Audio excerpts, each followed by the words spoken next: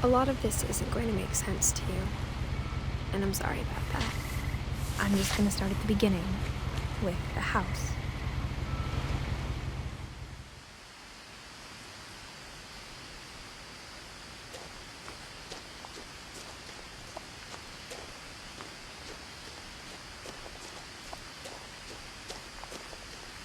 I lived here until I was 11, but I wasn't allowed inside half the rooms.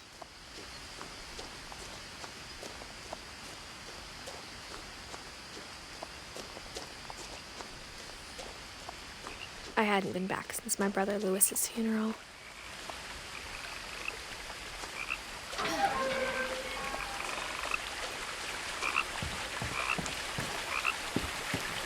In her will, my mother left me a key, but didn't tell me what it unlocked. Maybe she thought I'd know, or she thought that the mystery would be enough to bring me back.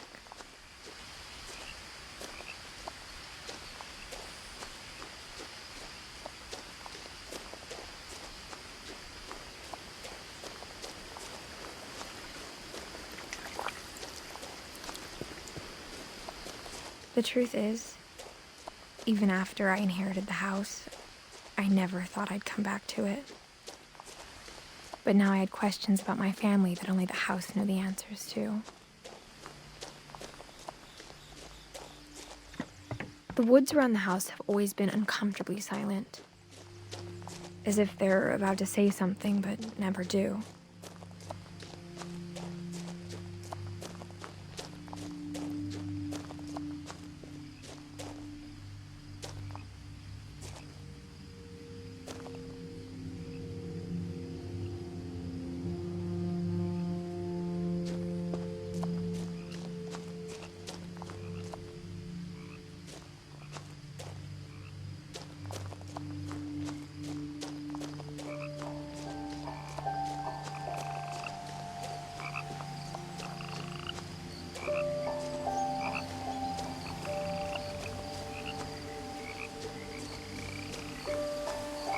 The house was exactly like I remembered it, the way I'd been dreaming about it.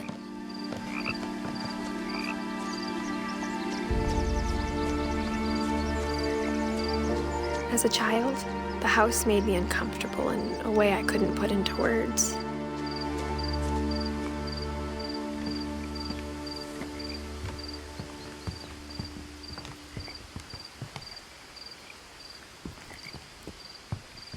Now, as a 17-year-old, I knew exactly what those words were.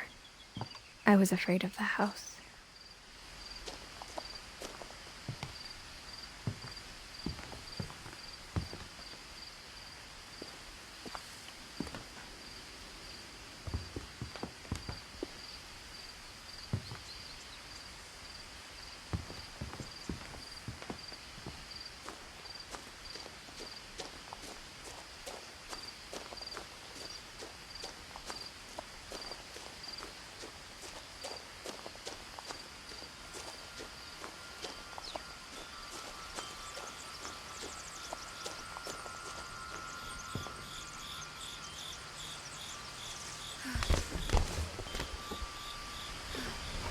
Crawling through the doggy door used to be a lot easier when I was 11.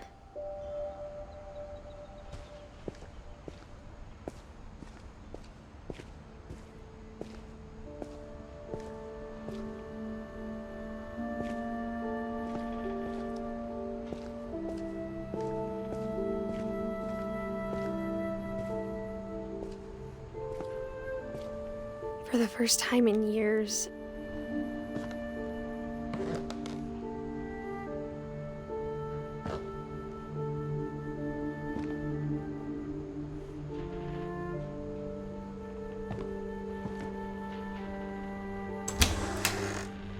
I felt like I was home.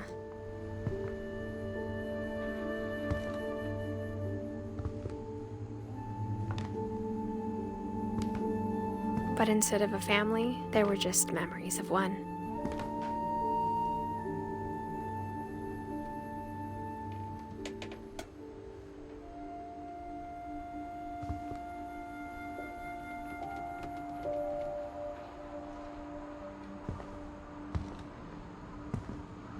Like how after Louis started working at the cannery, we all got sick of eating salmon.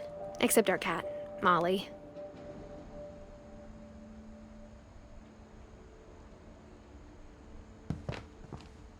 Or how only one restaurant would deliver to our house, so we had Chinese a lot.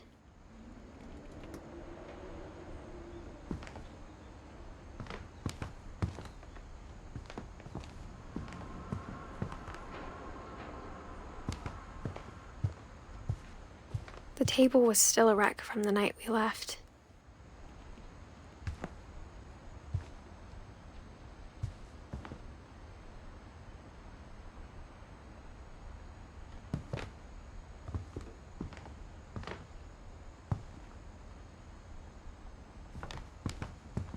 My mom was the only one of us who could imagine Great-Grandma Edie living in a nursing home. It was like a bomb had gone off, killing everyone but sparing the furniture.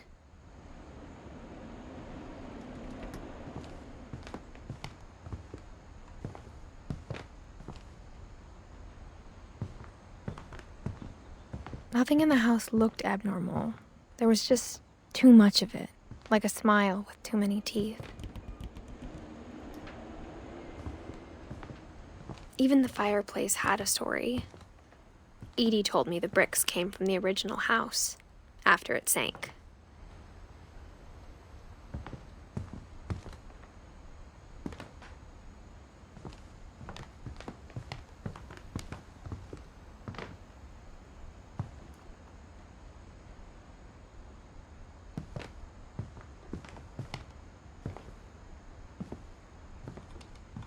Mom always told me to stay out of the basement, so I wasn't too surprised when the key didn't fit.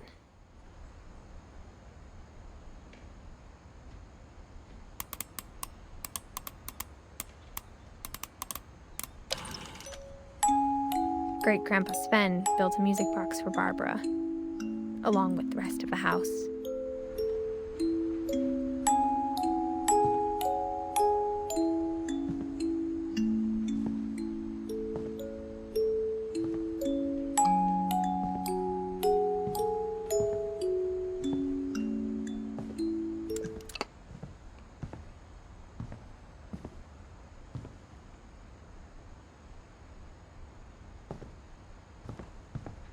My mom wasn't much of an optimist, but she never stopped believing that my brother Milton was alive.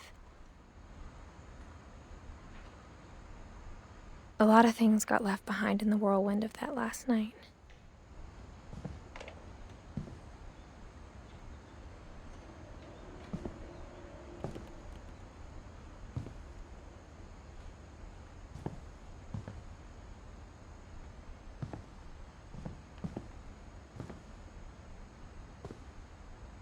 After Milton disappeared, Mom sealed up all the bedrooms.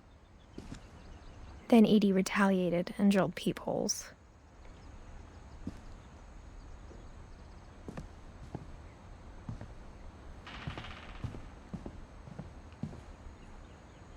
Whenever people ask me about my family, the first thing they always want to know about is Barbara.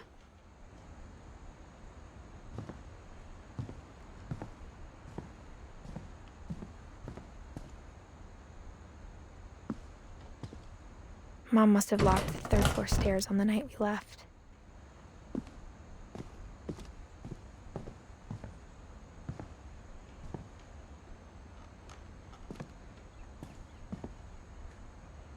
Edie's father, Odin, built the original house.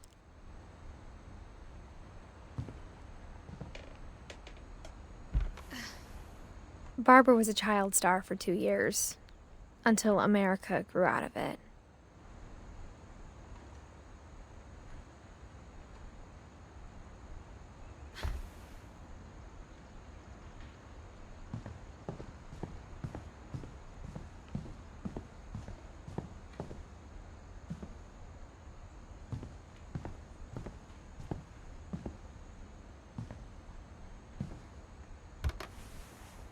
As a kid, I just assumed every house had peepholes and sealed rooms you weren't allowed inside of.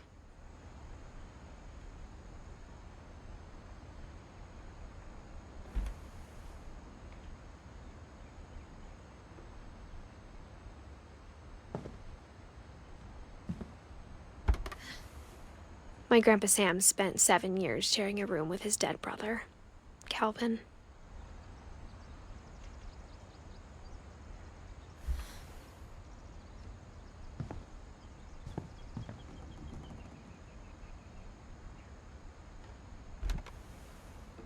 The last time I was in Edith Sr.'s room, I was 10 and she was painting my portrait.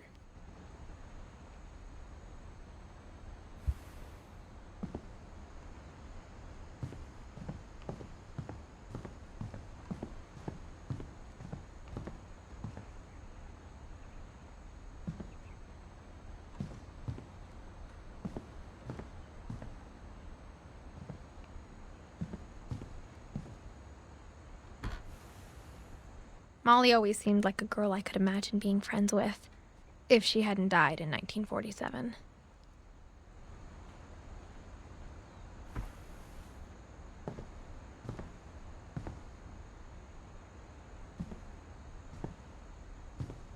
I spent a lot of time playing in Great Uncle Walter's room.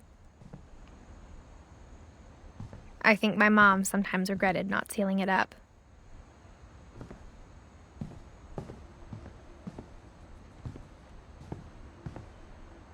Lewis told me there were secret passages, but I never believed him.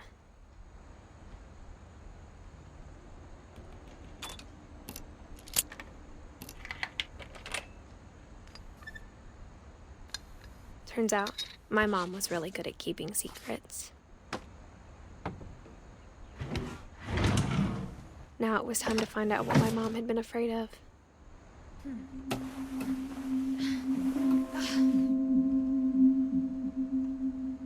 Reading this, maybe it sounds like I had a plan. From the paintings on the wall, it was clear my brother Milton had been here before me.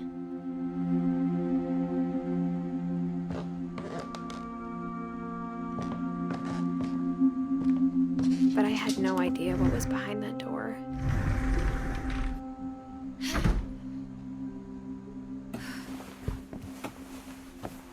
Just like I had no idea where all this was gonna lead.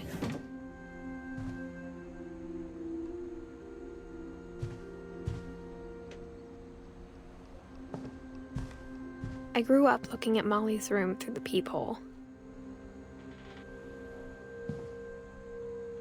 Molly's gerbil had a tiny bedroom with its own even tinier gerbil cage.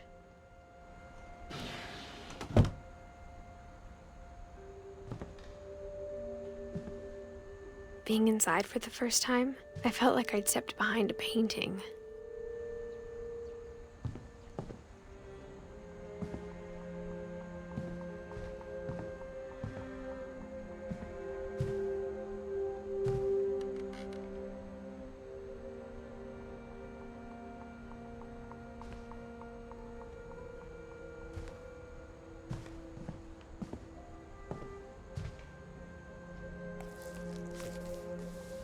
December 13th, 1947. Dear Diary, I'll be gone soon, but I wanted to tell somebody about what's gonna happen. It started when Mom sent me to bed without dinner. I woke up and I was starving, so I looked around for something to eat.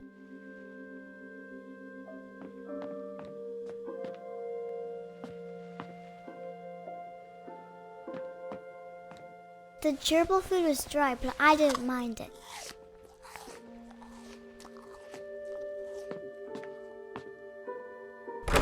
Mom, can I come out now? Sweetheart, it's late. Go to sleep.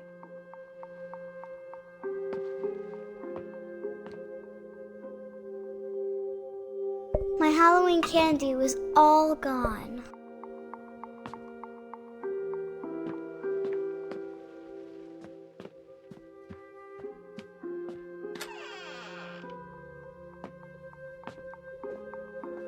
I kept eating and eating.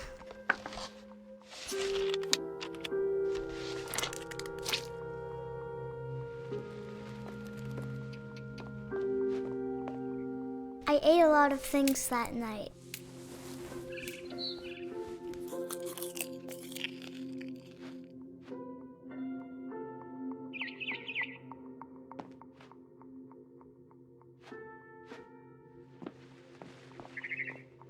Then I heard chirping outside my window.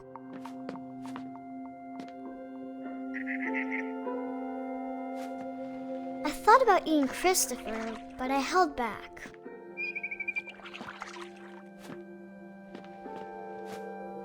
It was a barn swallow going back to her nest.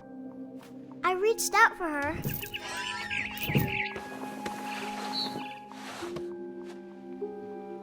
And suddenly, I was a cat.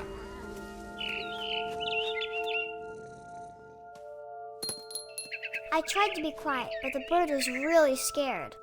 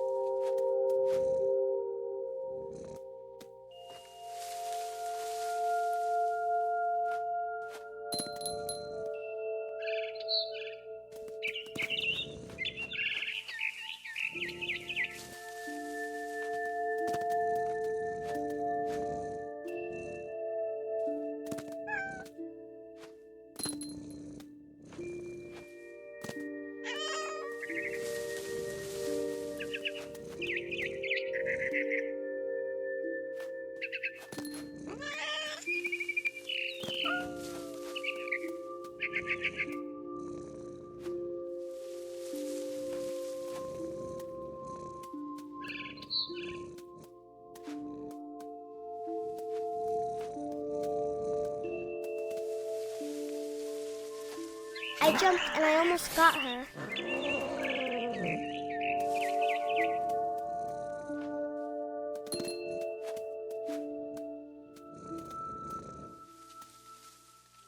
I could tell she was getting really tired.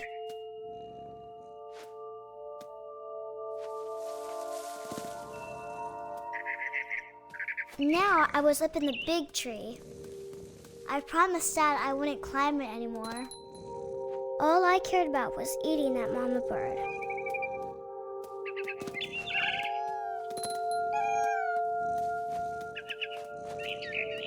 I gobbled her up. And suddenly, I was an owl. First, all I heard was the wind. Then I heard little teeth nibbling in the grass.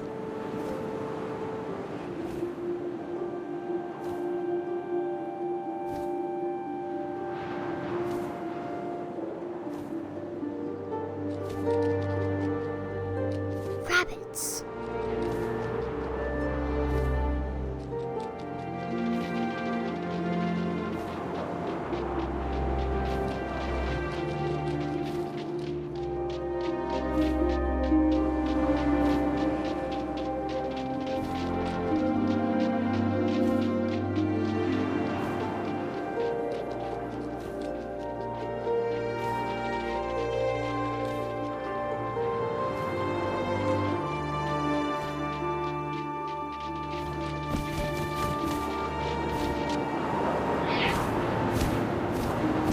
I imagined his face looking up and seeing mine through my talons. I swallowed him up, and I didn't chew one bit. Then I flew off to find something bigger.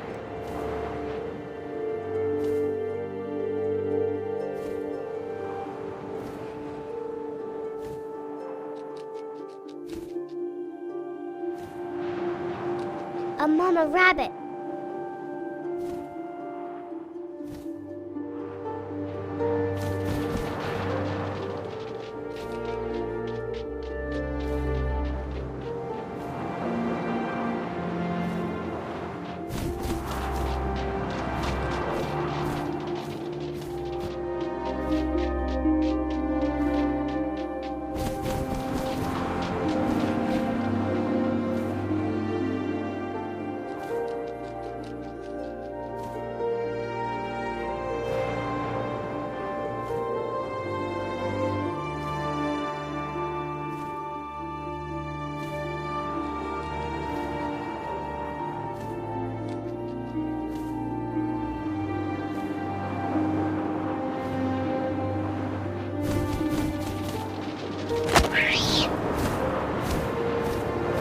She was almost too big to carry. I started choking, but I couldn't stop eating. And suddenly, I was a shark.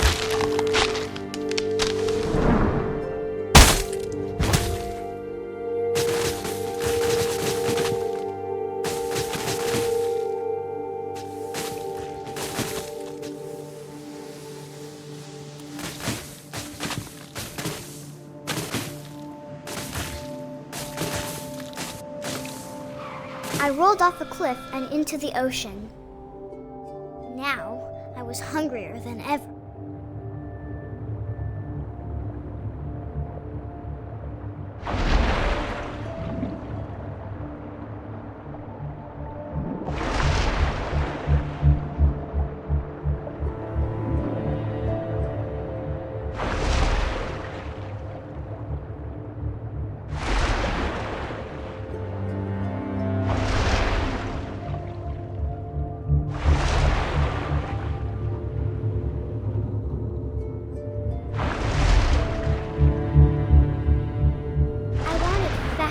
Juicy seals.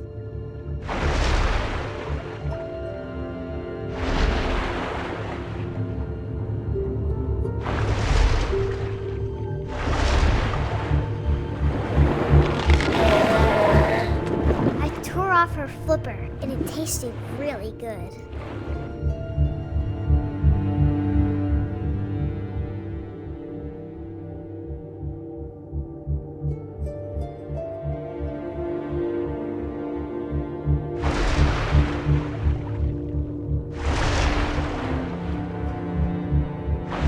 Grabbed on tight. But I was so hungry, I jumped out of the water. When I opened my eyes, everything had changed.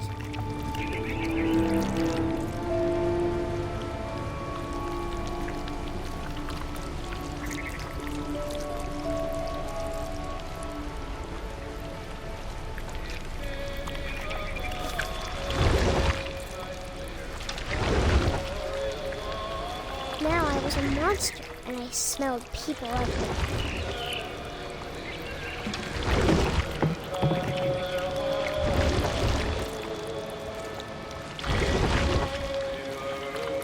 I was big, but I moved real quiet.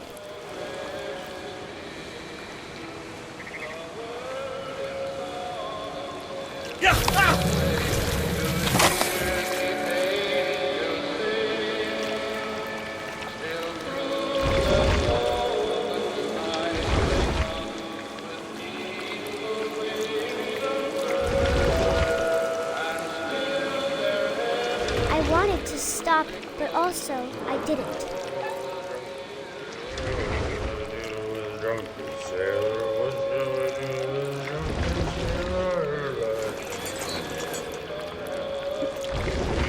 Belly with a rusty razor, his belly with a rusty razor, his belly with a rusty razor.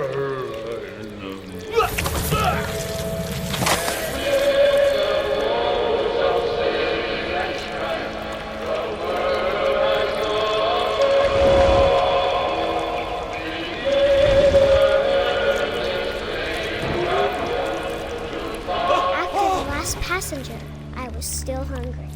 And across the water, I smelled something new. Something I had to have, so I swam towards it.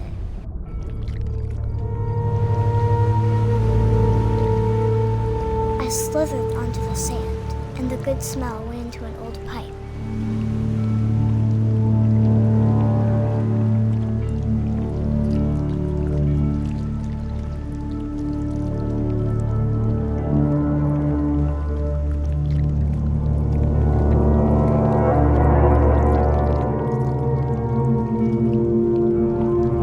I got closer and closer.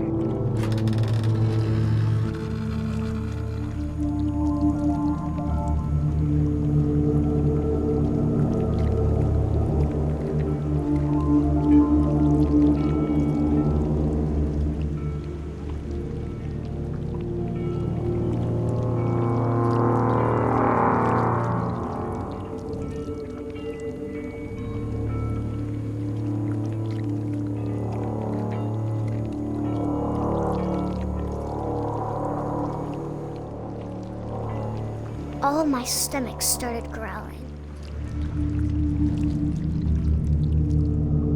And suddenly, I was me again. I held my breath for a long time, but I couldn't hear anything. I think it's waiting for me to fall asleep. But it's not going to wait much longer.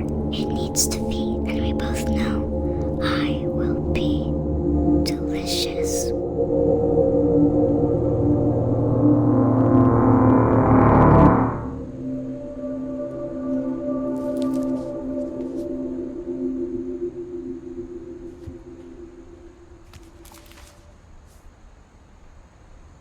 I'm not sure if I believed all of that, but I'm sure Edie would have.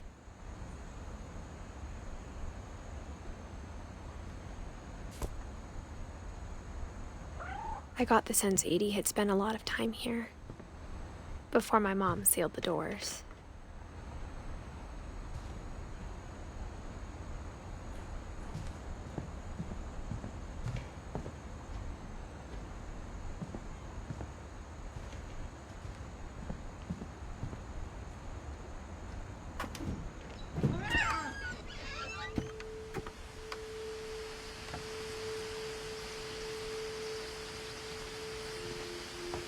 This will be obvious later, but my mom never told me any of these stories.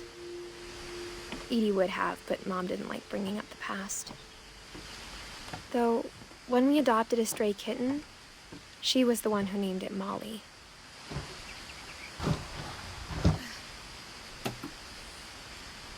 I spent a lot of time in Great-Grandma Edie's room. Louis died a week before we left, but Edie had already started to memorialize him. Her room was like a museum.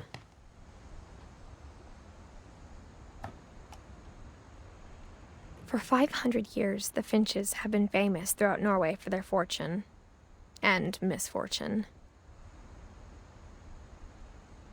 Odin Finch buries the latest victims of the family curse, his wife Ingeborg and their newborn son, Johan. On January 7th, 1937, he set sail with his family and his house, hoping to leave the curse behind. But 40-foot waves off the coast of Washington send the house and Odin to the bottom of the sea. Odin's daughter Edie, with husband Sven and baby Molly, step ashore on their new home, Orcas Island. Odin Finch is the first to be buried in the new family cemetery. His daughter Edie is already dreaming of a new Finch house.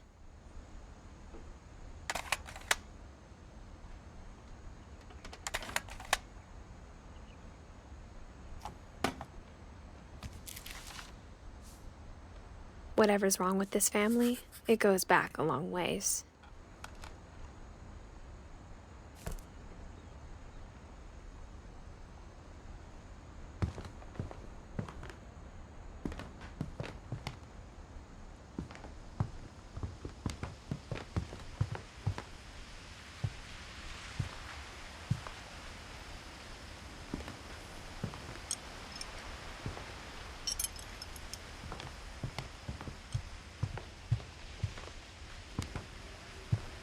Edie gave a big interview about a mole man living under the Finch house.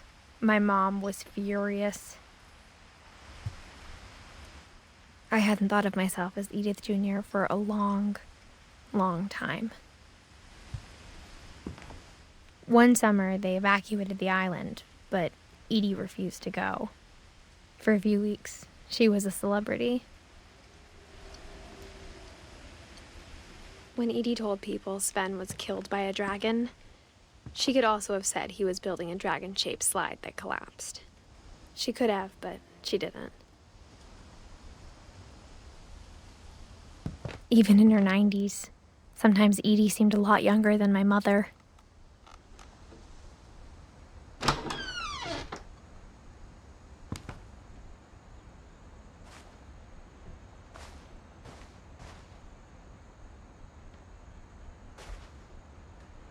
The only trace Grandpa Sam's first wife, Kay, left on the house was the pink bathroom. It was a pretty big trace.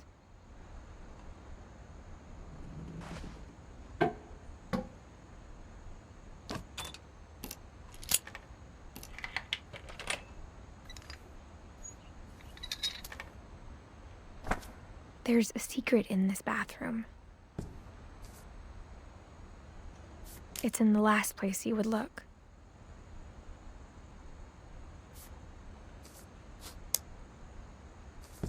It isn't in the cupboard.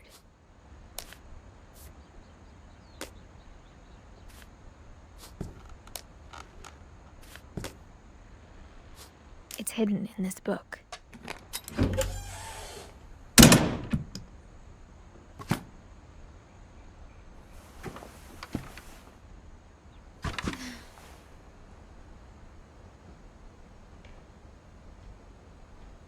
Sven gave Sam an old camera he'd refurbished.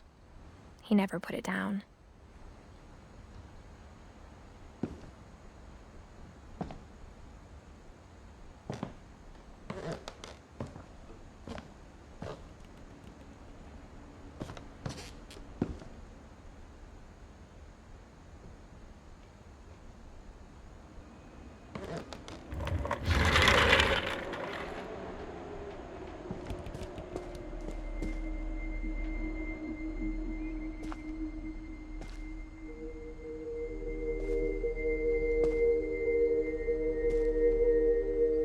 I knew Grandpa Sam had a twin.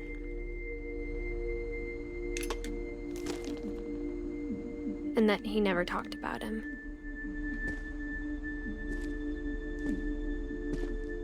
I guess my grandpa didn't like history any more than my mom did.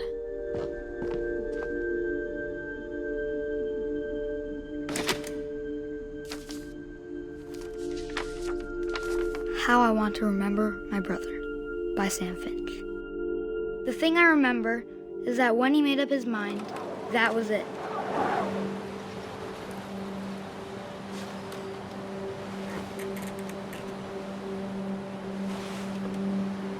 My brother said he'd die before he ate another mushroom, and he did.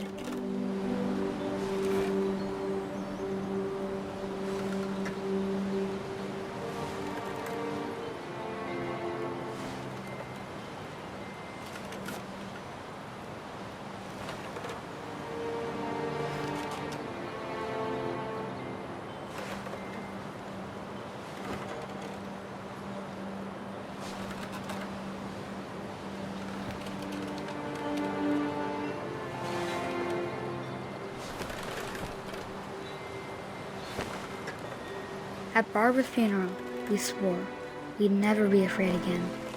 And he wasn't. I think Calvin always wanted to fly.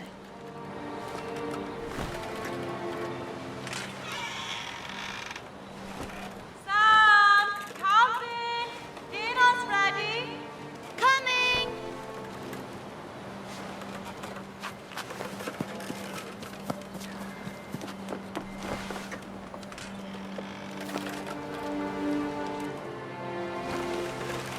But that day, he finally made up his mind to do it. I told him going around was impossible. Maybe if I hadn't said that, Calvin! I'm not gonna tell you again!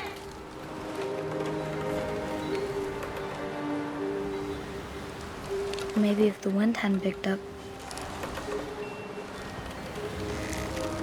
then maybe he'd still be here.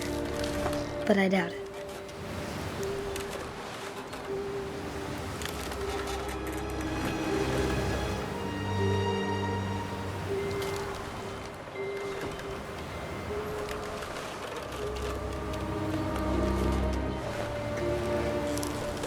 I think he'd already made up his mind.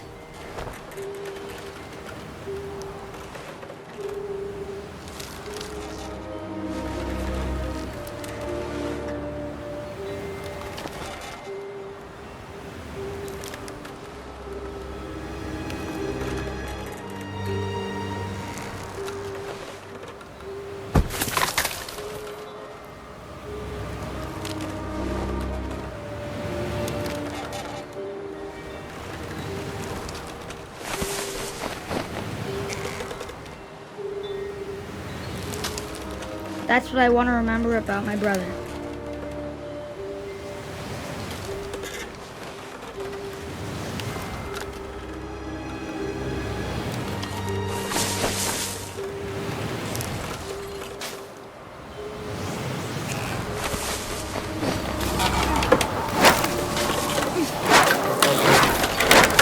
The day he made up his mind to fly. And he did.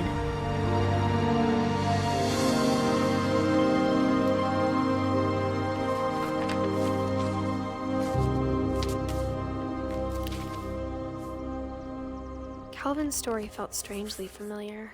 When I was younger, I remember trying to do the exact same thing.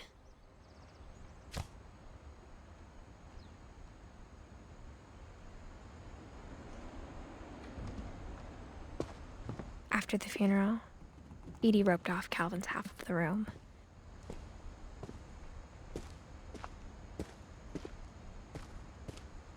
Mom said Grandpa Sam enlisted at 18 and never set foot in the room again.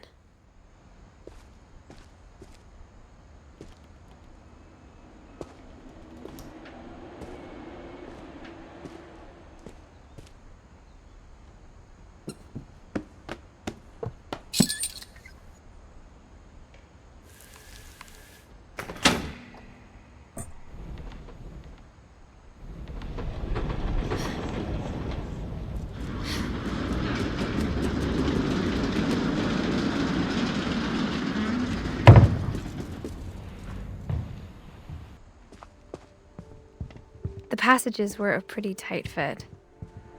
They'd obviously been built for smaller hands and bellies.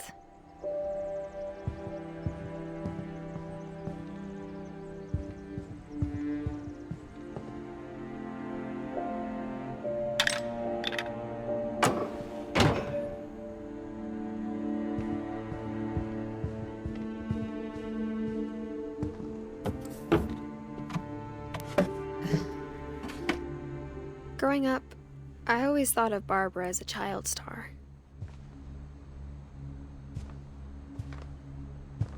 I never thought about how hard it must have been for her afterwards.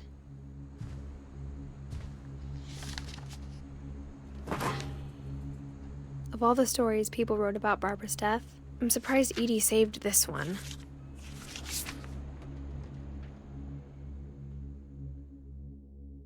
Old Jack here with another ghastly tale inspired by America's most unfortunate family. I'm calling it The Surprise Ending of Barbara Finch. As a child star, Barbara was famous for her scream. Now at 16, she was all washed up. A has-been. But in a lucky break, she'd been asked to perform her signature scream at a local convention for monster movie fans. It was just the boost her career needed. Unfortunately, her scream hadn't aged well. Getting better. I think you just need the right motivation. Her biggest fan and current boyfriend, Rick, was about to demonstrate when... Now that was a great scream. It was Barbara's father, Sven. He'd slipped into a table saw and had to be rushed to the emergency room. So Barbara got stuck babysitting her youngest brother, Walter. Her convention comeback was canceled. Okay, I'm hearing frustration, but I'm not hearing terror. What if I tried... A gang of hoodlums in Halloween masks have been terrorizing Orcas Island tonight. Police are urging residents to... That came from the basement. You're right! Also, I loved your delivery on that. Why is your basement door locked? Because my dad likes making puzzles and secret passages. There's a key hidden in the music box. The secret is to keep winding and winding until finally the key pops out. Thanks, babe. I'll be back in a sec. 20 minutes later, Rick hadn't returned.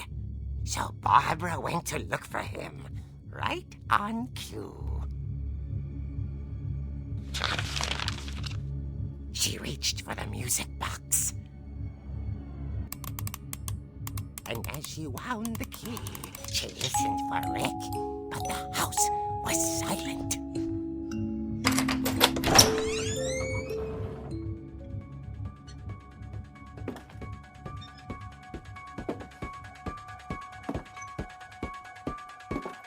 She found Rick's crutch and imagined the worst.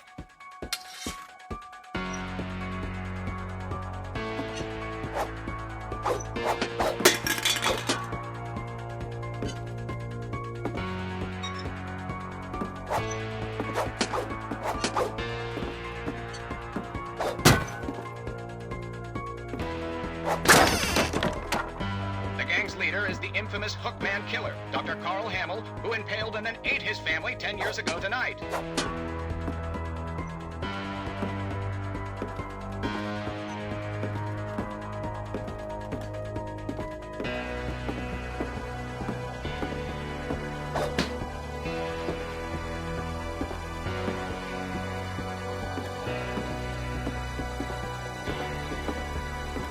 The old fridge rattled and grew still.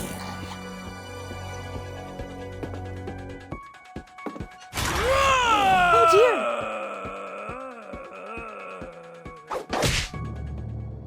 Oh! Rick? Barb, relax. I was just trying to scare you to help you find your scream. Well, I'm not scared, Rick. I'm furious. Then act furious. All I'm getting from you now is that you're hurt and confused and She threw him out, but she kept a little something to remember him by. Barb, have you seen my other crutch? And she was still holding it when she fell asleep watching the late picture show. Hours later... Barbara! Walter, what's going on up there? Ah! Okay, I'm coming up, but if this is a trick, you're dead, Walter.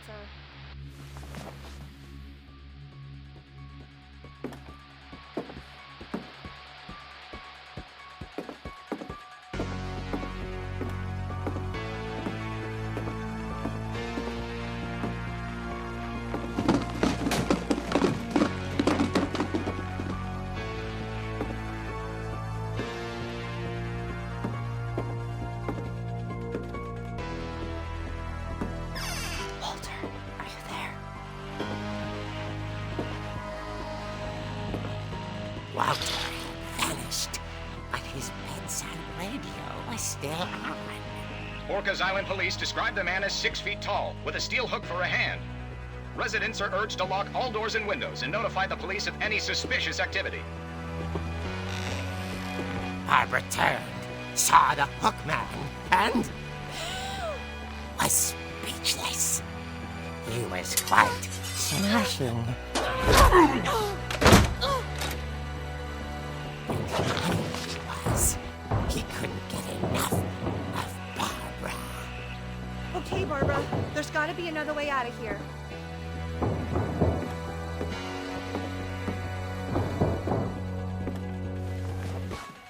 That night, she played her part beautifully.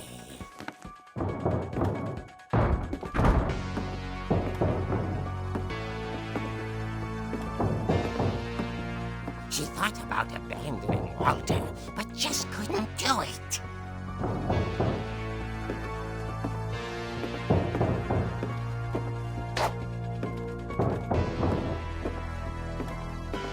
Molly's door hadn't been opened in years.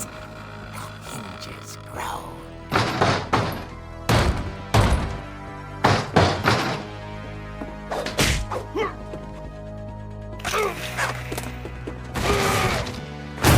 He wasn't moving, but she sensed the story might not be over yet.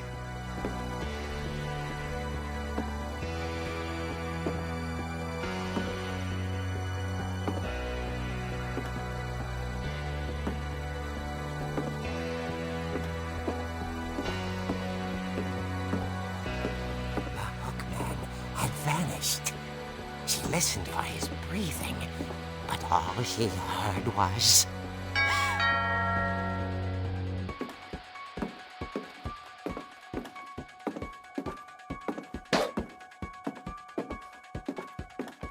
At the door, she heard whispering. It was coming from inside the house.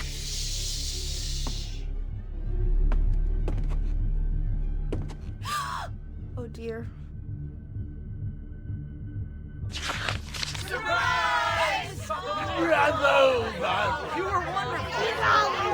monsters had come to surprise her. For Barbara, it was a dream come true. Then she saw what kind of monsters they were, and she realized what was about to happen. She was going to be famous. And with her final breath, Barbara Finch gave the performance of her life.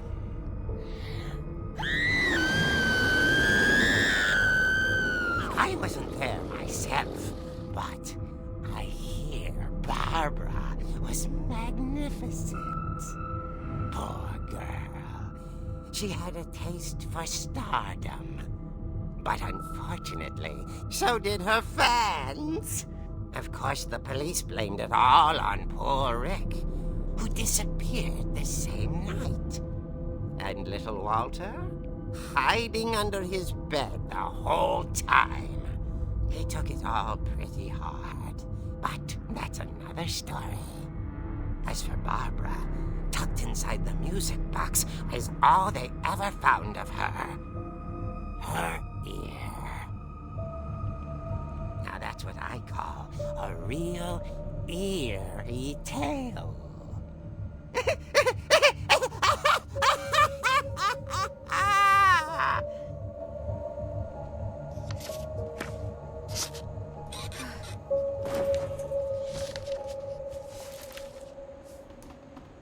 Edie told me all Barbara wanted was to be remembered, as absurd as that comic was. Maybe what Edie saw was a happy ending.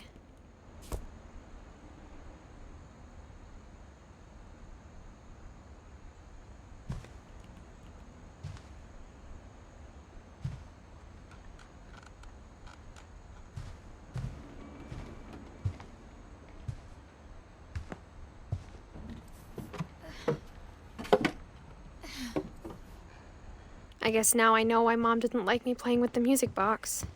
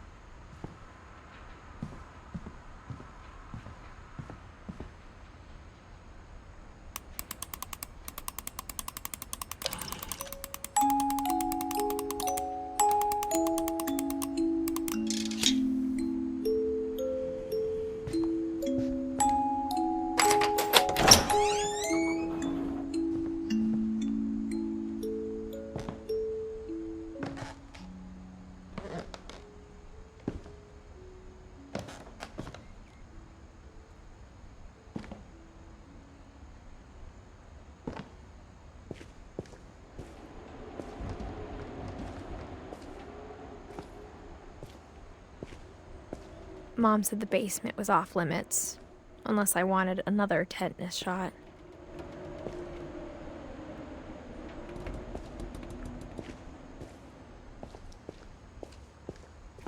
I saw Edie sneak down to the basement once, carrying packages.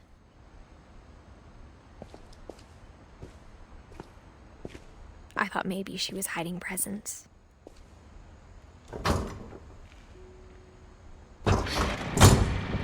It turned out she was hiding a lot more than that.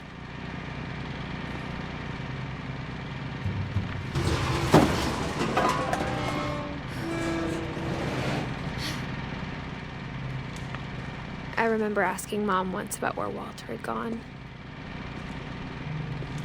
She said after Barbara died, he got as far away as he could. If there's a pattern in all these stories,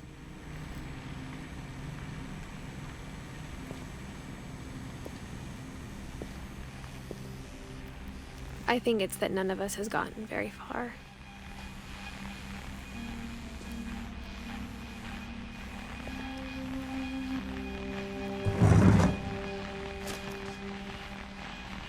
Goodbye, everyone. I can't believe I've been down here for 30 years. On that first day, after the shaking started, I didn't think I'd survive a week.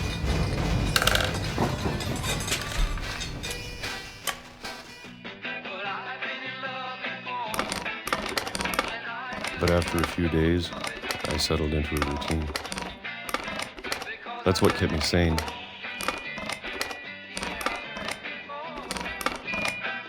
Having a schedule, living for today. I always expected to be dead tomorrow. But if you wait long enough, you get used to anything.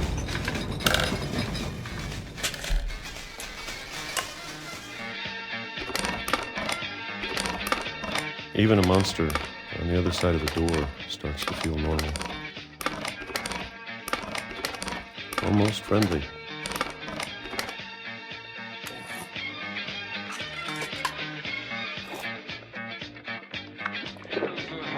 And then one day, everything just stopped. Whatever that thing was, it was gone. Maybe it got tired of waiting. Or maybe I just got tired of being afraid.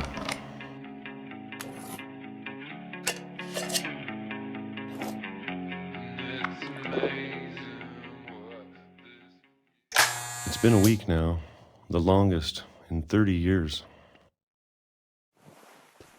I'm done waiting. I have to leave while I still can.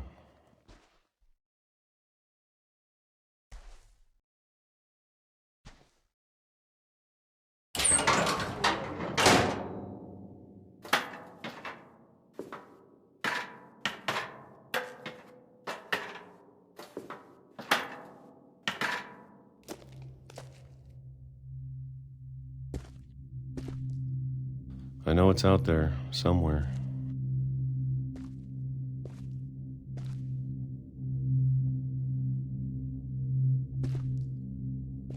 Whatever killed Barbara and Molly and Calvin.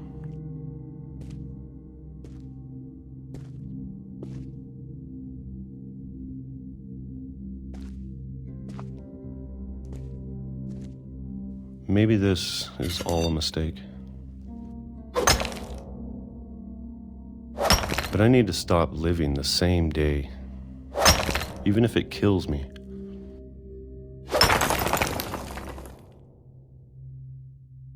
Whatever's out there, I want you to know I'm ready for it. I'm going to appreciate all of it, especially the food. I don't mind if I only have a year left, or a month, or a single week. I'd be happy with one more day. I can already imagine the sun on my face.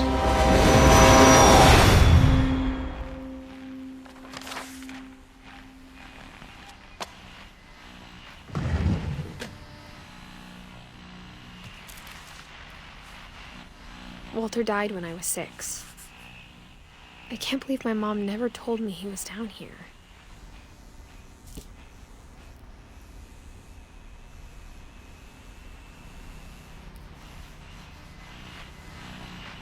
I'm sure my mom was trying to protect me.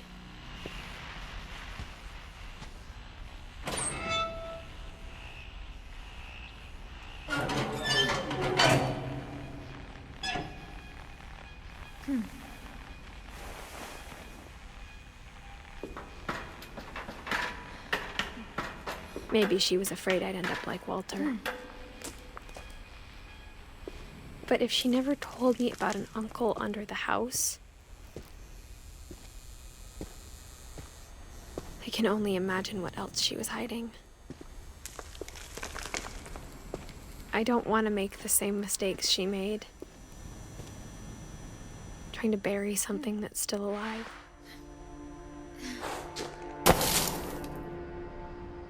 Now that there's only one of us left, or maybe two,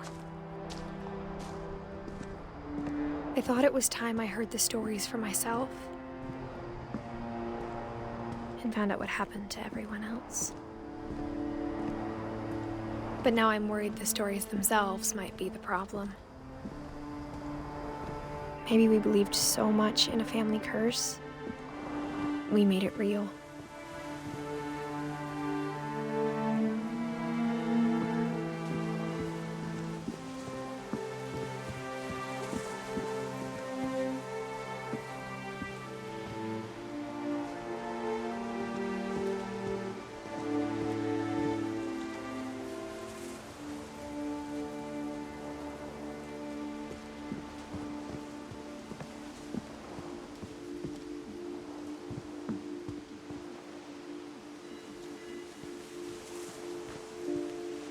I don't know if I should even be writing this.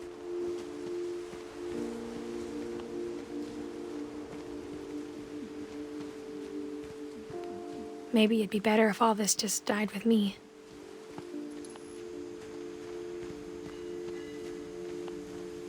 But I thought you should know about your family.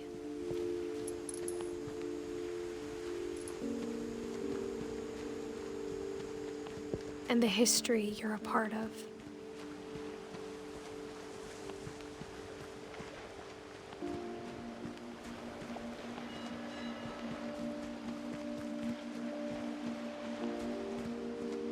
Though to be honest, I feel as lost as you probably do right now. I think the people in these stories believed them, for what that's worth.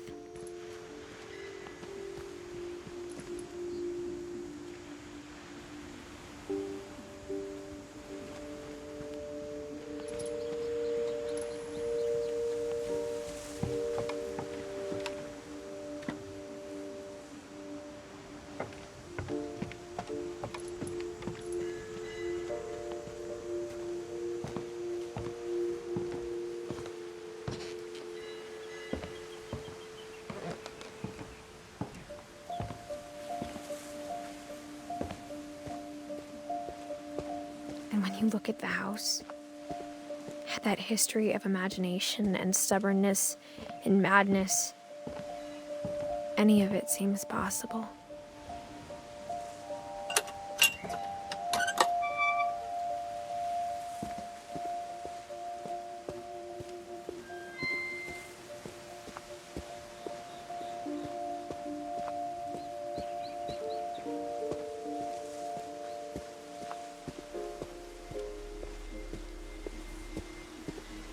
I think we've been surrounded by death for so long, we've just gotten used to it.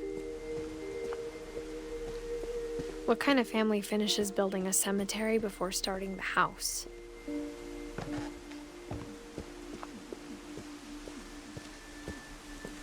It's embarrassing for me to admit this, but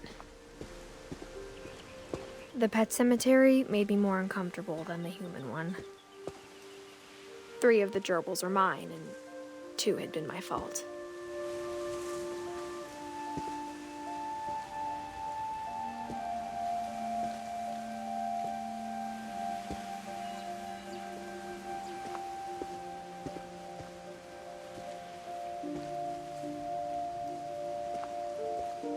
Sven built the house, but it was Edith who designed the cemetery.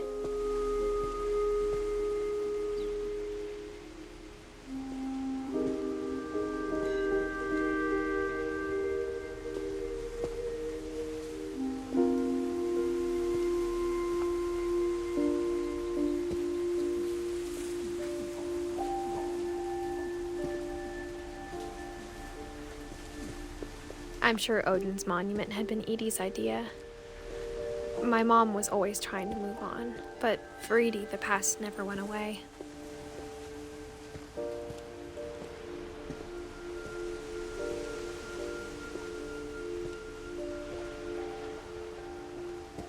She could see it poking out of the water at low tide.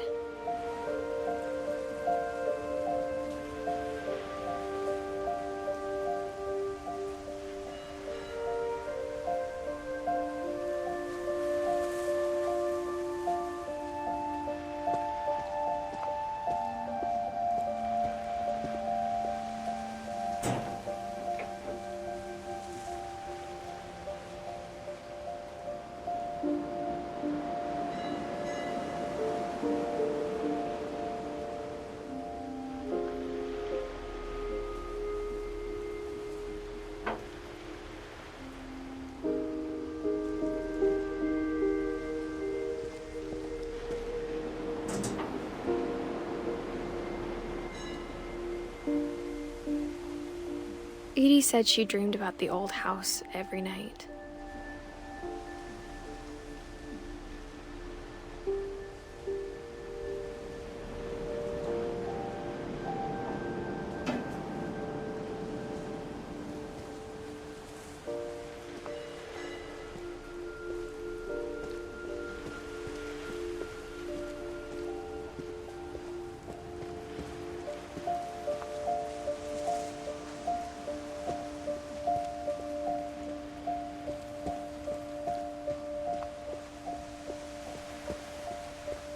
Edie's side was always easier for me to understand. But the older I get, the more I can see where my mom was coming from. Her dad had been pretty strict, but it wasn't enough to save her brothers. She was just trying to do better.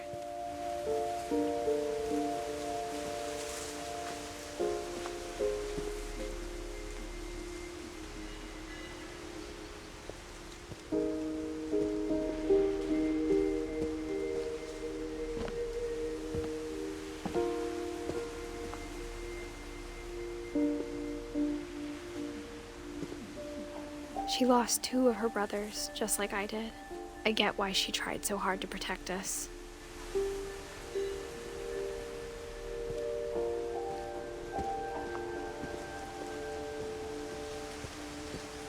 There's so many things I wish I could ask my mom now. Part of me thinks this is what she wanted all along. For me to come back someday and find everything out for myself.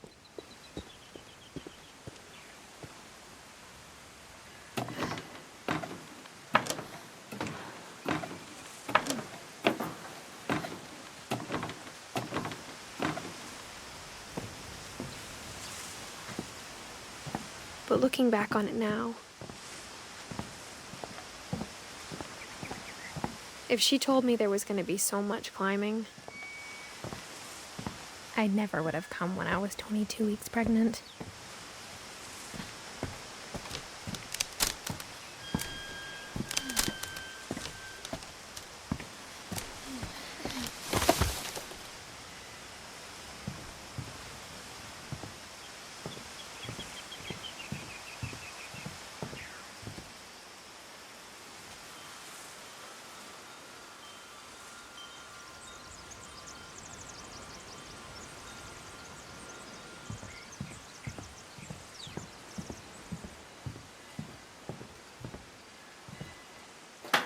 I never met Grandpa Sam, but I think he and my mom had a lot in common.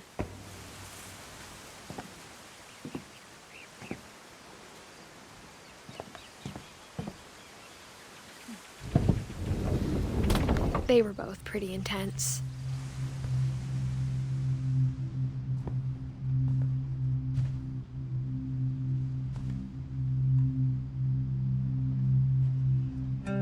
Sam spent his life shooting photos, but Mom said he got nervous being in front of the camera. I guess we're all afraid of something.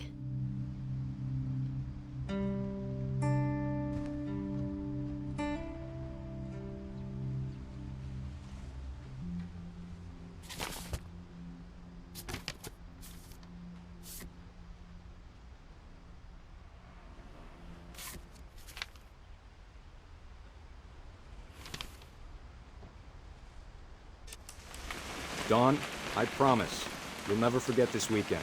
Yes, sir. These memories are gonna last a lifetime. Am I gonna have to shoot anything? It's a hunting trip, Dawn. Shooting is strongly encouraged.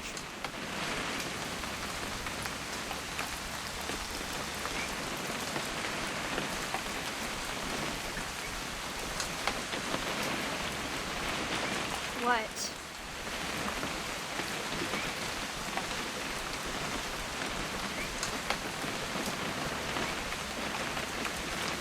It's too early, Dad.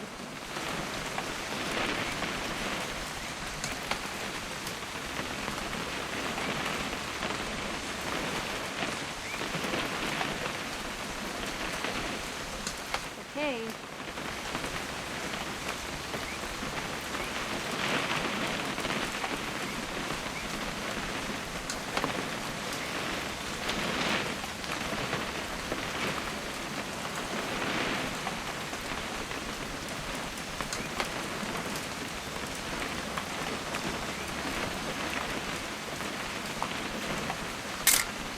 Perfect. It's gonna rain the whole weekend, isn't it? I will never forget this weekend, Dad. That's the spirit. Okay, got it. I'm gonna take some pictures, okay? Just be careful. That camera's older than you are.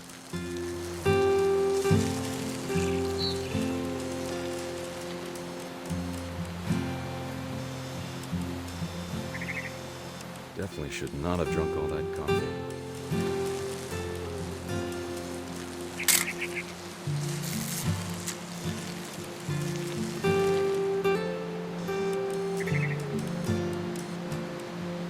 You're right, Dad. It's starting to clear up. Still freezing, though.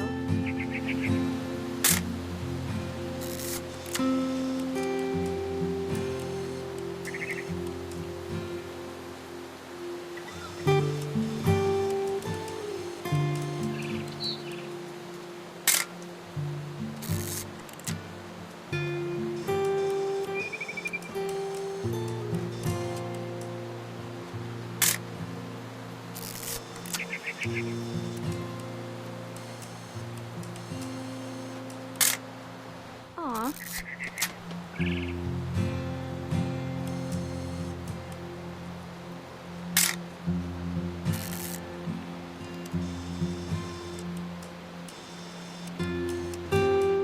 Nothing quite like being outside. Hey! That's a keeper. Hold still while I take a picture of you. I'm just saying, I'm not always gonna be here, Dawn. You'll need to remember this stuff, if you want to survive. I'll be fine, Dad. You know who else thought he was gonna be fine? Some guy who died.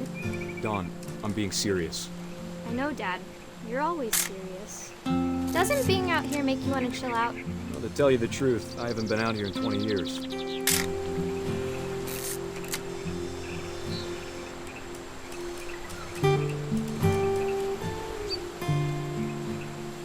Last time I was with my brother Calvin.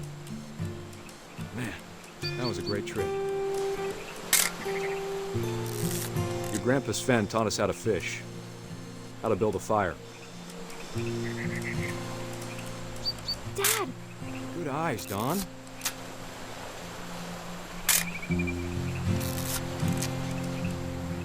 Before you take the shot, let me get a picture of you.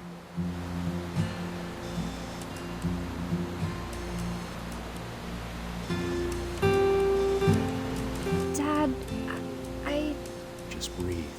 Turn. Let me get behind you. Do I have to do this? Dawn, you don't have to do anything. But if you want to survive, you'll need to be strong. Great shot, Dawn!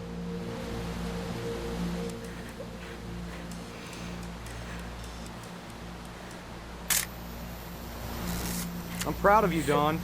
Always remember that, okay?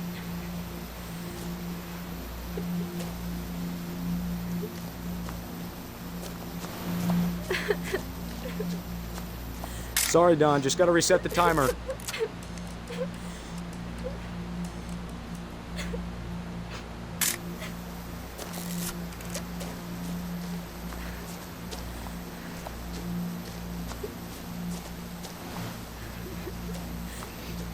Dad?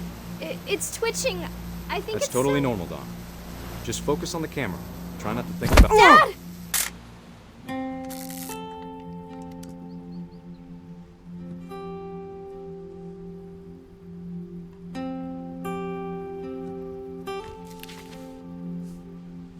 Of all these stories, that's the one I wish most that my mom had told me.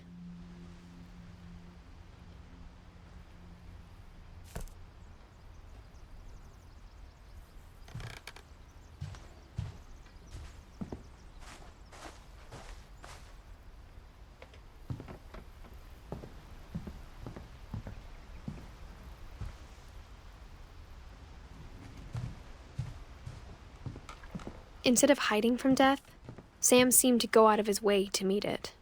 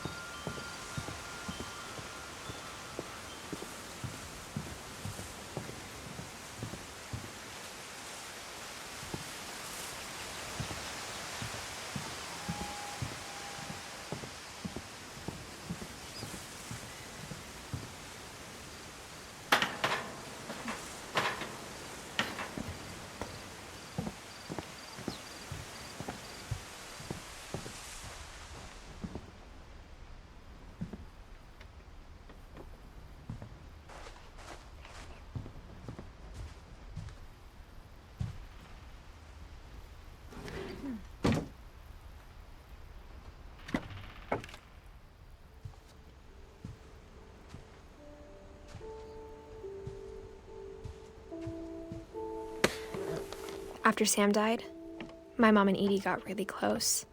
They'd both lost a lot.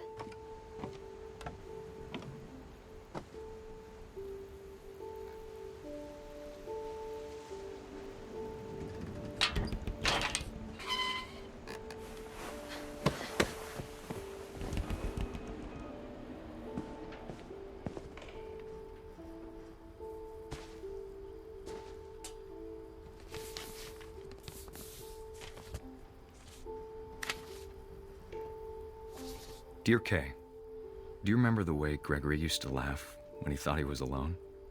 Like something funny was happening, but only he could see it. I think he saw things the rest of us don't.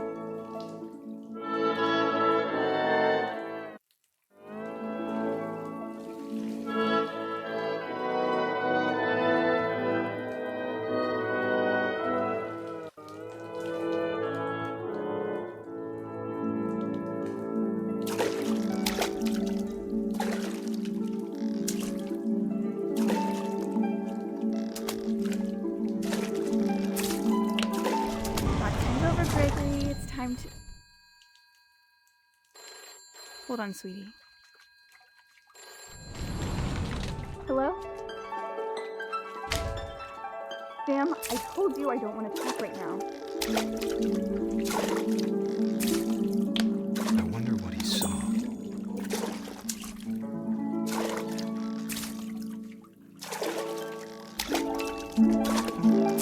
What his world was like.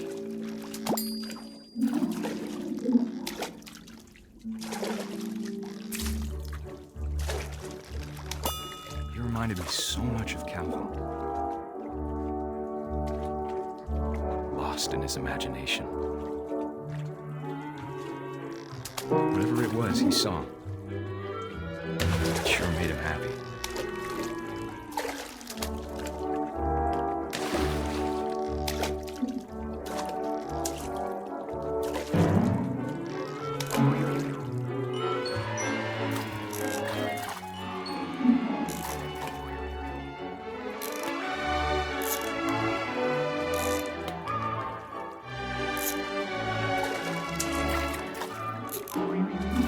I know how silly it sounds.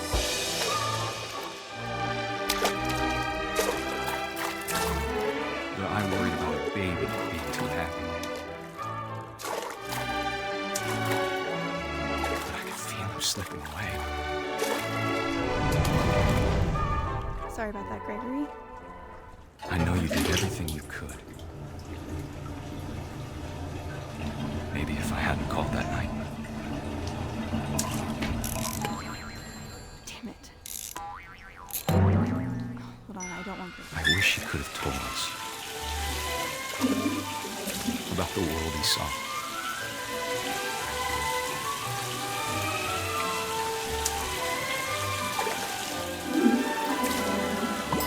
There's so much I don't understand about Gregory. About everything.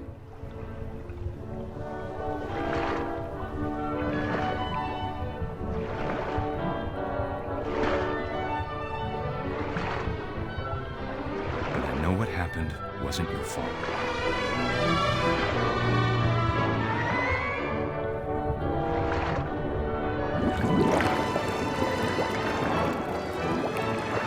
I'm sure he's happy. And he'd want you to be happy too. Good luck, Kay. Love, Sam.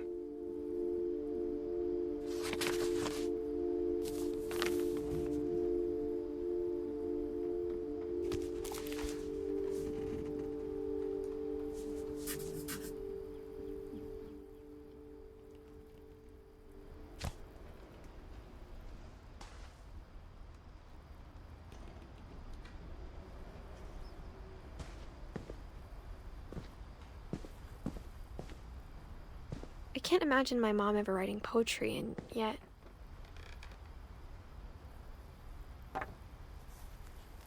A poem for Gus, who always said the wedding was a bad idea. Our father never hit us kids, at least not very hard, before the day my brother said with teenage disregard that he'd be dead before he'd see a wedding in our yard.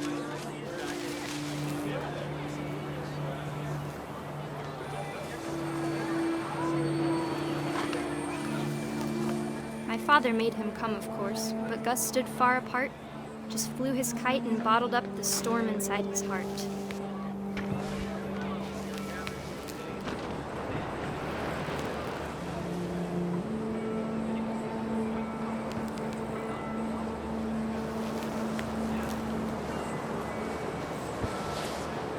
I tried to talk him out of it, but though he'd never met her, "We don't need a stepmom," were the words that I now pronounce you husband and wife. You may kiss the bride.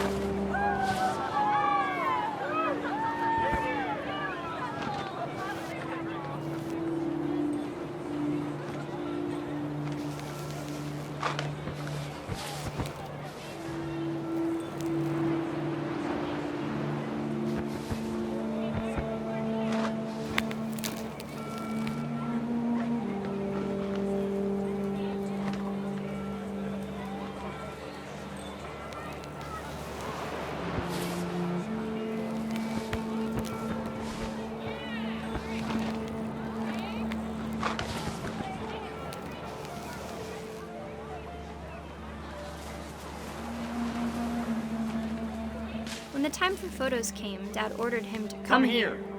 But Gus declined, and as a sign held up his middle finger.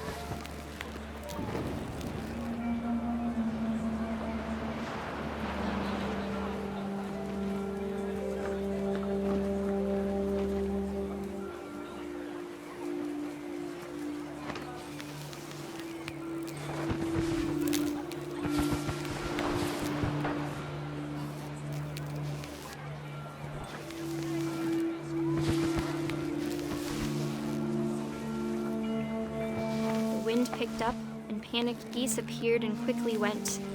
But all the humans did that day was go inside the tent.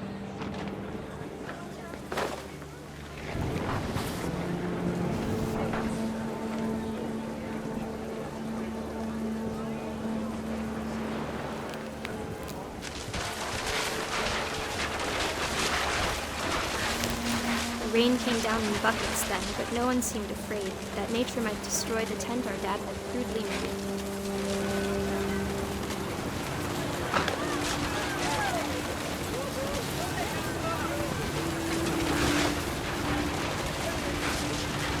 The thunder sounded much too close and full of angry power. But all my father said to this was, "Make the music louder."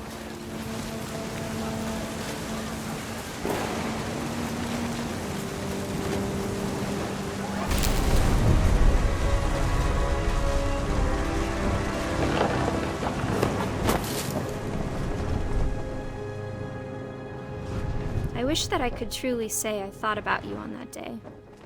Out there on the beach alone, just you, the wind, the sea, and foam. But I didn't, until we found you.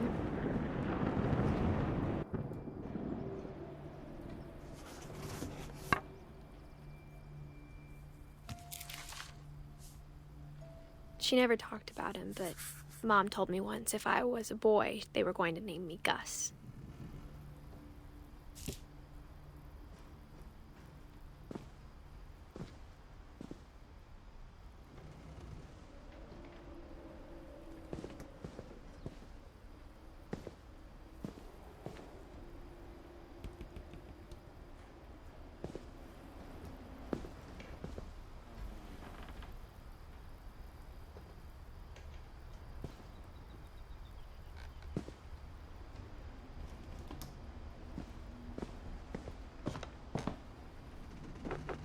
My mom moved up to the loft after her brothers died.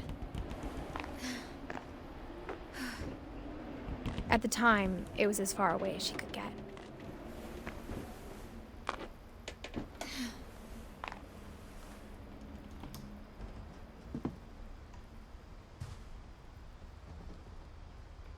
Religion was another thing my mom never talked about, but I think it helped her a lot after her dad died.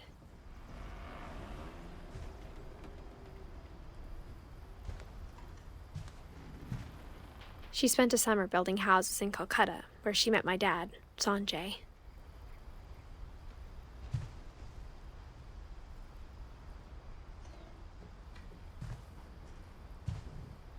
My mom moved to India a week after graduation and got a job teaching English. Louis was born a year later.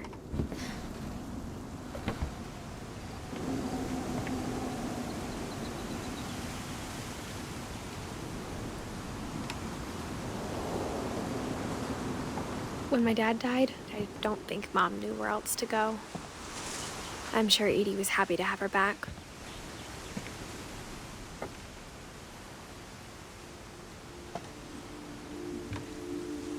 And to see kids in the house again.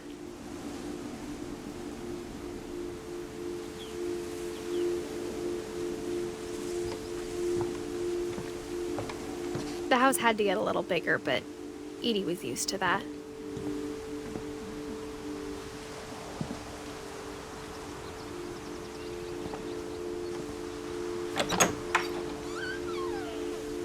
And for a while, things were good, almost normal. But it didn't last.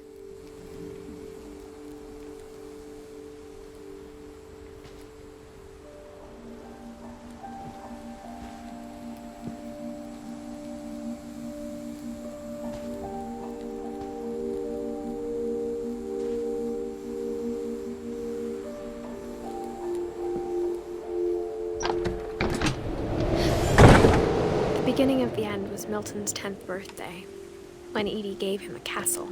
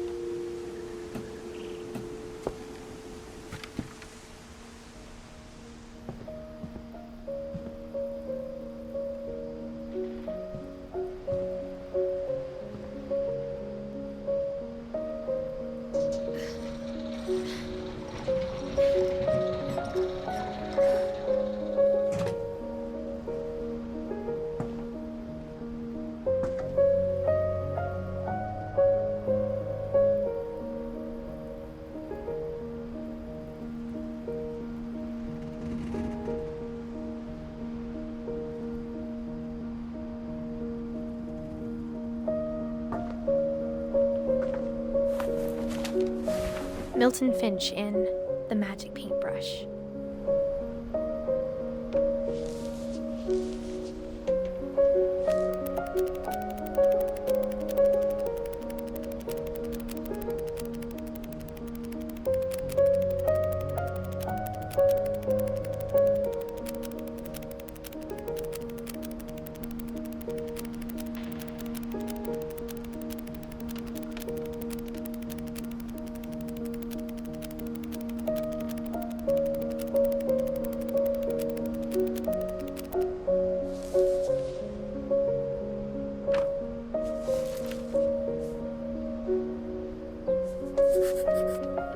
I was 4 when Milton disappeared.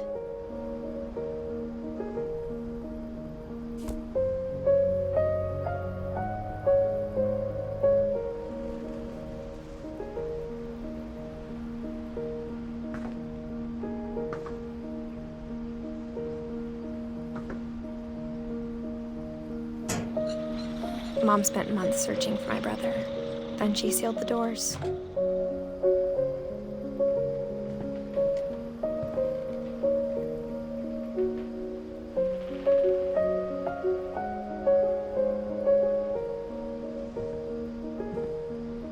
Whatever Milton had found in the house, Mom didn't want it getting out.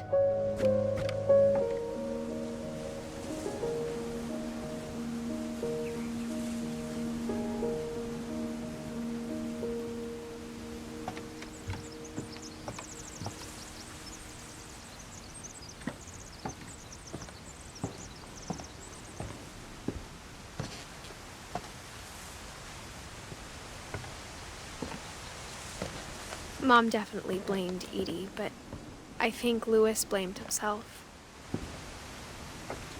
After he graduated, he just spent more and more time in his room, until Mom got him a job at the cannery.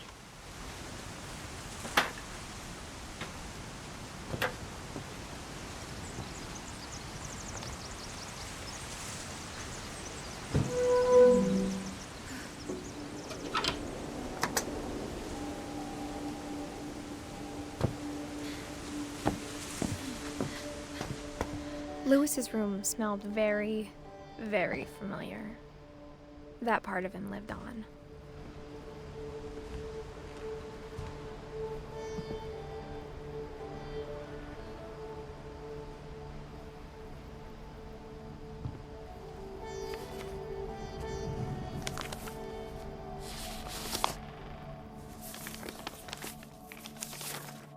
Dear Mrs. Finch, as Louis's psychiatrist, I can understand your desire for an explanation. As I see it, the trouble began in January, shortly after we convinced your son to seek treatment for substance abuse.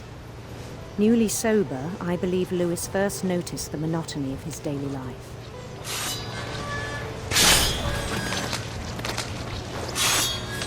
He kept working at the cannery, but he withdrew part of himself. In our sessions, I saw the same behavior. His mind began to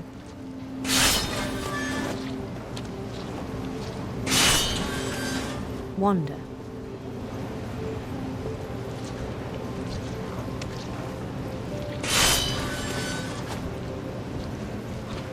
I asked him to describe it. He said he started small, imagining a labyrinth. He'd feel his way about. Then something moved. Bats. And toads.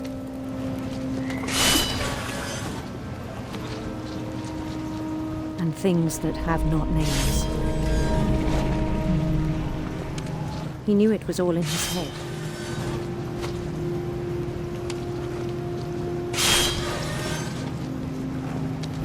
But he took it very seriously. I had hoped he'd find himself.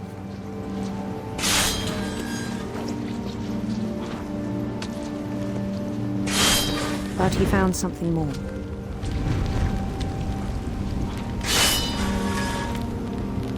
I worried about him then.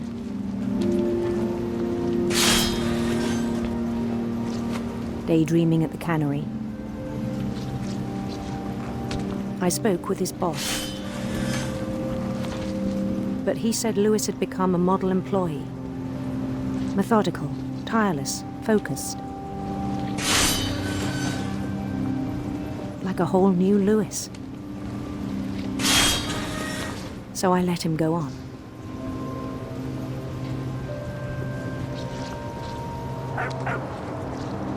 I even encouraged him. It seemed very promising at first. He told me he'd made a new friend.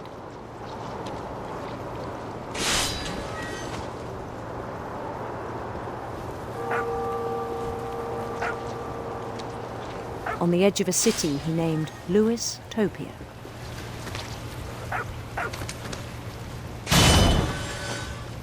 He built the city up slowly, brick by brick. Then he made musicians.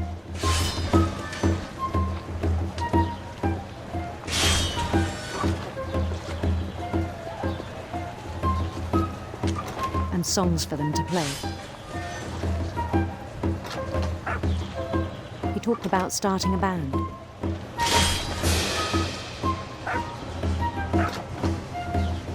And he was always humming something. Every day his imagination grew stronger.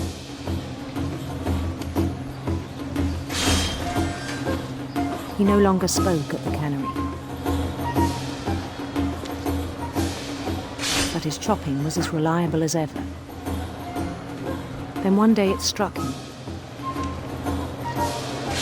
that all the cheering crowds, even the stones under his feet, were all in his imagination, so he could do whatever he wished.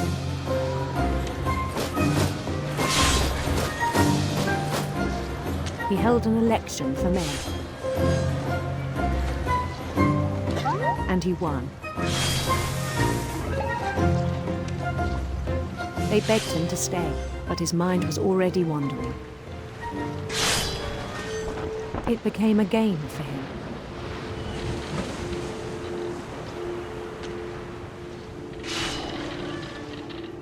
He'd conquer a city, then immediately push on. New Louisville.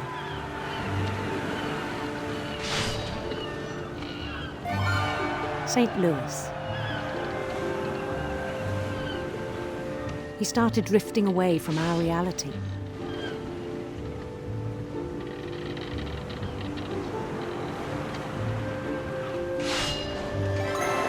Minneapolis, until one day he forgot to go home from the cannery. Even as his mother pleaded with him, part of Lewis kept sailing on.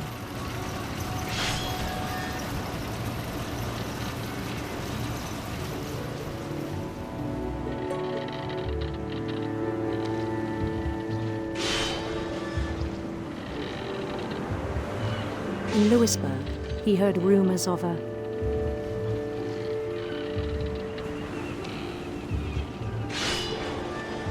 handsome queen.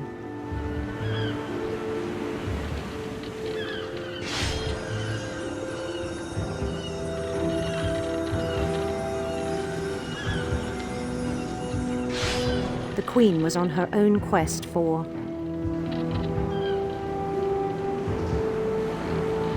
sinister serpents.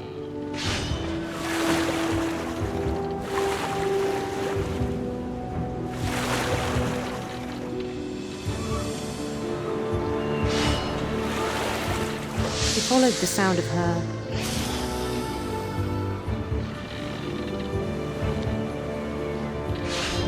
silver harp.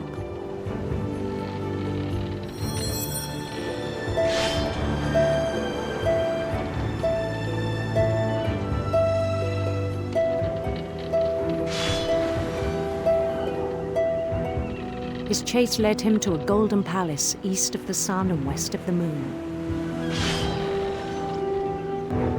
Even then, his logic remained sound.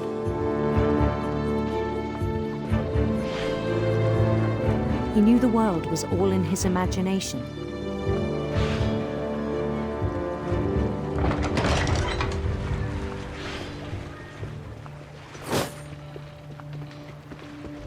But he was so proud of having created it.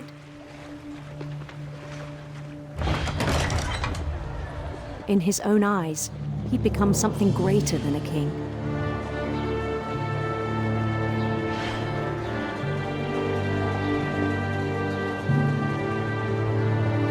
For someone who'd never known success in the real world, I think it was overwhelming. And then it struck him that the real Lewis was not the one chopping salmon, but the one climbing the steps of a golden palace.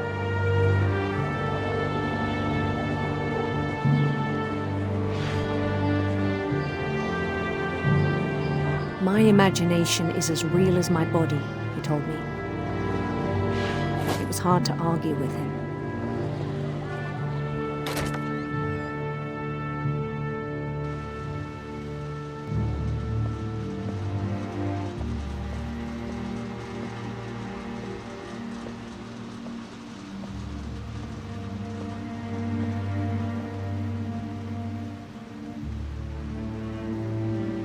Began to forget the world we know.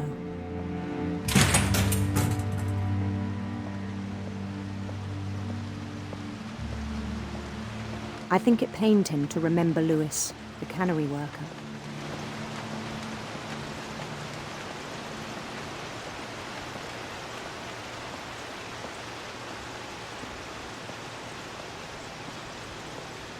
He began to despise the man with a royal contempt.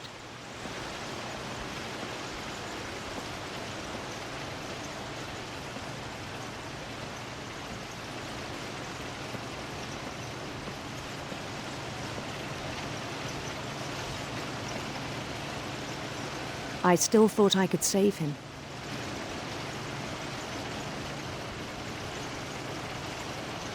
Even after he said he was being crowned king over all the lands of wonder.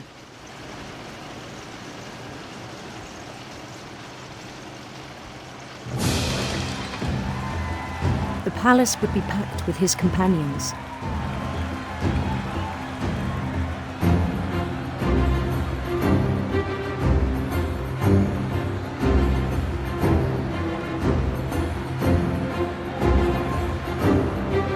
Including the wise Calico who'd insisted on advising him.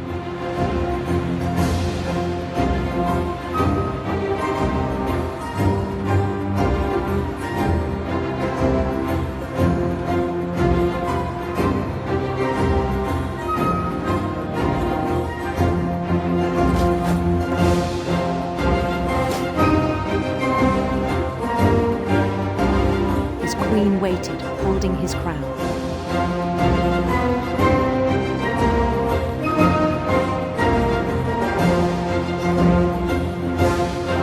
There was only one thing left to do.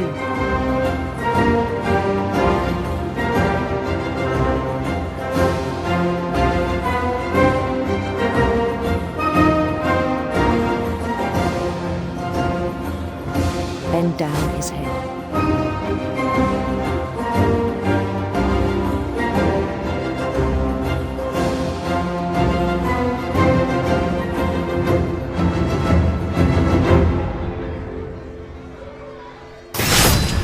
The rest I think you know.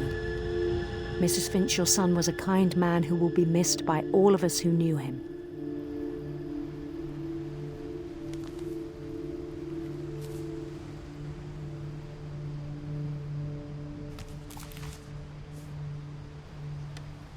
My brother was really cool. I wish you could have met him.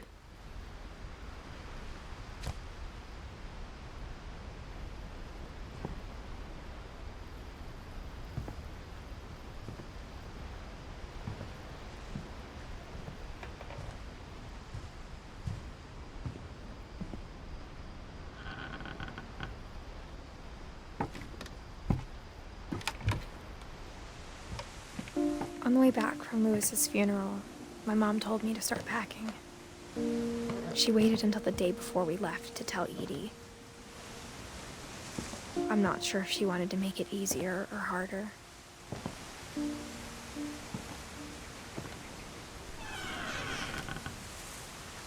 wish we'd stayed.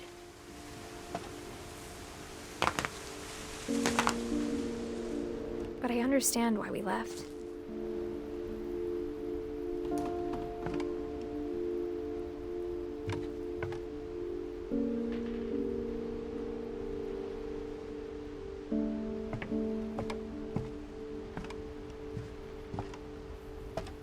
My mom ended up leaving everything behind.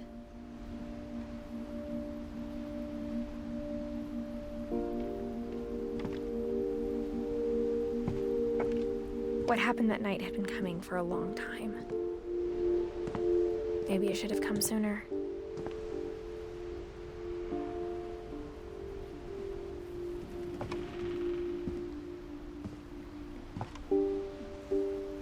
But it had to end one way or another.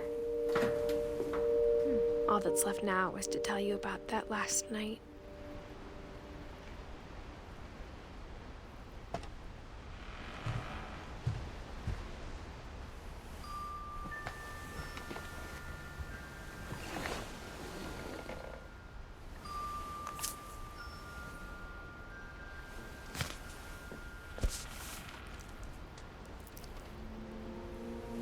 That whole last day, Edie just watched us pack and didn't say a word. Until supper, when she raised her glass and said, "To our final night together, and all our final nights apart." Grandma, you know what I said about alcohol. Some of your medications are very Edith, specific. I left a present for you in the hallway. Why don't you go open it? The grown-ups have to argue now. I'm sorry, you're right. We're all leaving tomorrow. Let's just enjoy our last... I'm not leaving. Edith, you're excused.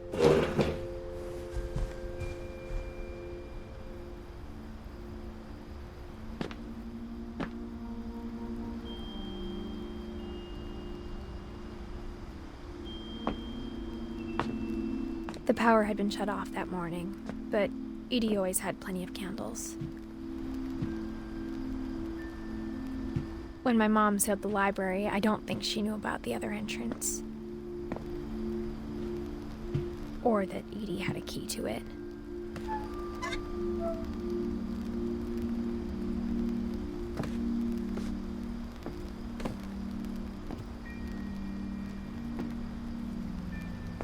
That thing you're afraid of isn't going to end when you leave the house. Edith has a right to know these stories. My children are dead because of your stories. I think it's best if Edith and I leave tonight.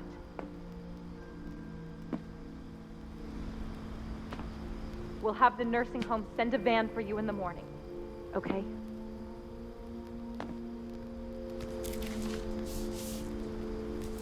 Dear Edith, there's so many stories I wish I could tell you, but there's only time for one. This is about what happened on the night you were born. That night, the tide went way, way out.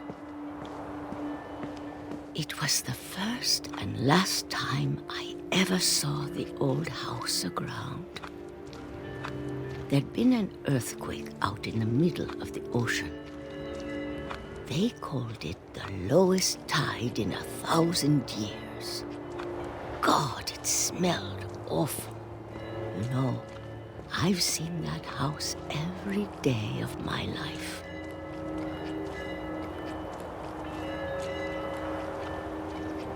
But I never thought I'd go back to it. When the fog rolled in, I lost my way.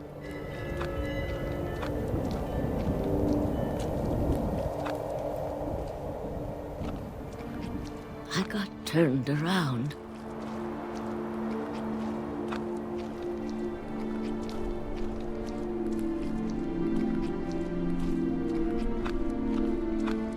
For a while, I wandered.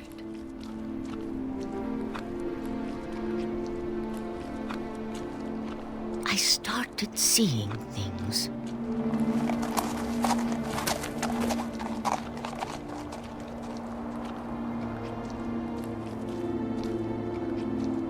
Things I'd forgotten had ever existed.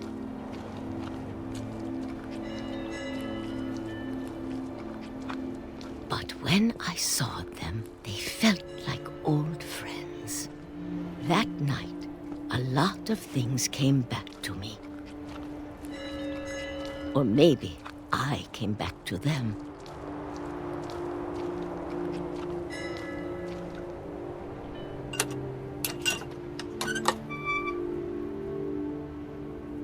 Things I can't explain, but that I need you to try and... Edith, what are you doing in here?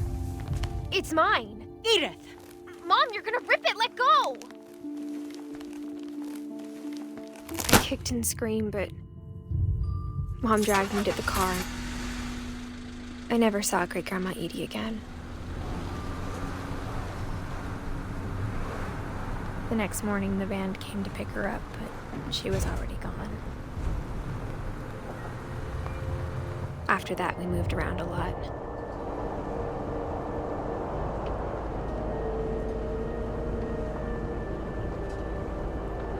We both tried to make the best of it.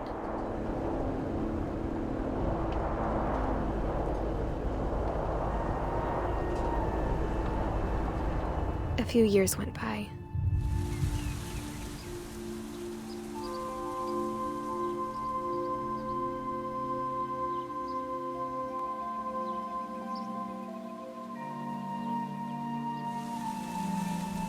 My mom didn't like to talk about it, but she started getting sick a lot.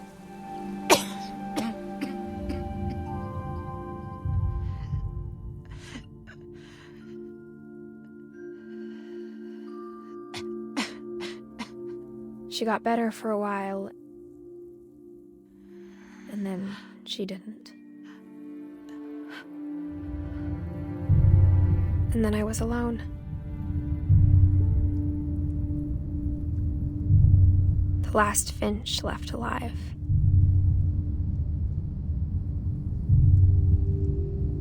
Until I found out about you. I'm still not sure what to tell you about all this. If we lived forever, maybe we'd have time to understand things. But as it is, I think the best we can do is try to open our eyes. And appreciate how strange and brief all of this is.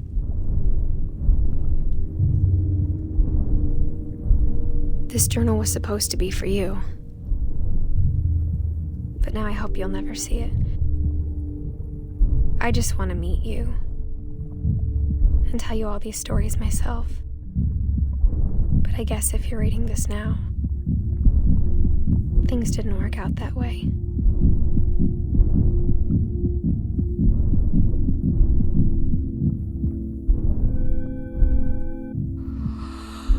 This is where your story begins. I'm sorry I won't be there to see it. It's a lot to ask, but I don't want you to be sad that I'm gone. I want you to be amazed that any of us ever had a chance to be here at all. Good luck.